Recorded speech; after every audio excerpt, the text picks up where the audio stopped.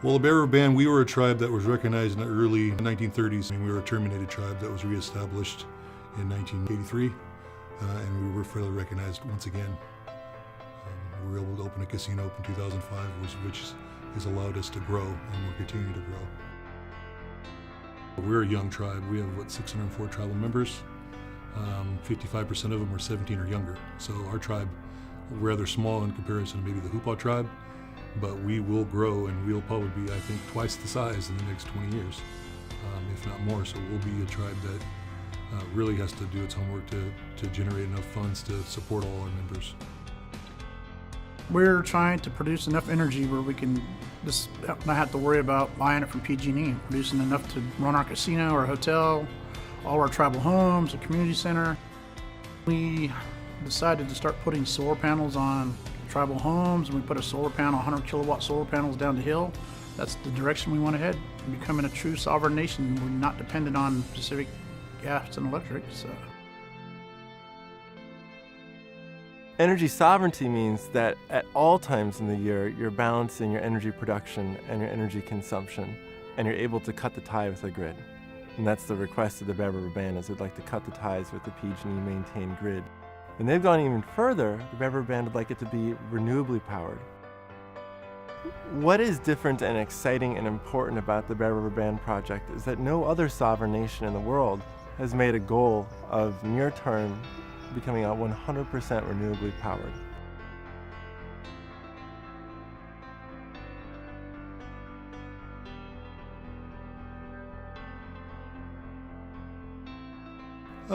Looks like, obviously in the early stages of energy was really, very expensive to have, but we're pushing to develop here. We know that it has real savings. It also goes back to the way our ancestors did. They weren't relying on other things for their resources. They depended on their own, so this would be a way of being self-reliant again. That's what I think sovereignty means to us, is we're dependent on our own, and we're not asking for handouts. We just want to be able to do it ourselves. There are no technical challenges to a nation or a state or a city becoming energy sovereign.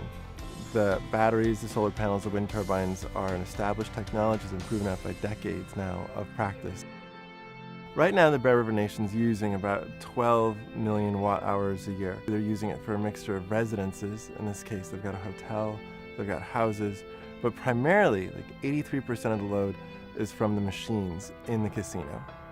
What we're planning for them to meet their actual needs is a large solar array and a number of wind turbines.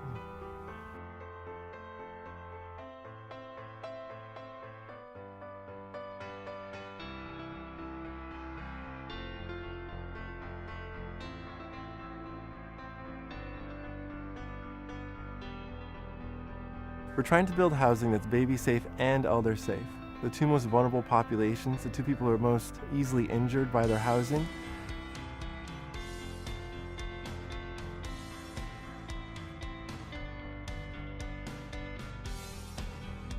So we've implemented universal design, and we've innovated a baby-safe design.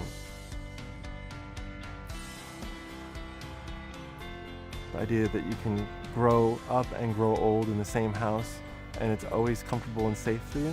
It's about planning ahead for 7 generations ahead of you that are coming, so that's what our ancestors did, to make sure they made decisions that would allow for you to produce things for survival of 7 generations. We need to get back to that mindset of what our ancestors said, provide so that you can have availability for things that are 7 generations behind us. That starts with 1. That's how the ricochet effect will happen, and hopefully you get others to follow. And then I think we'll have a better world down the road. Long-term goal for this project is just to produce our own energy and just be a true sovereign nation where we don't have to depend on anybody else. It just means that we are trying to do the best we can for our tribal people. And it's saving energy, producing our own energy. That's the first step.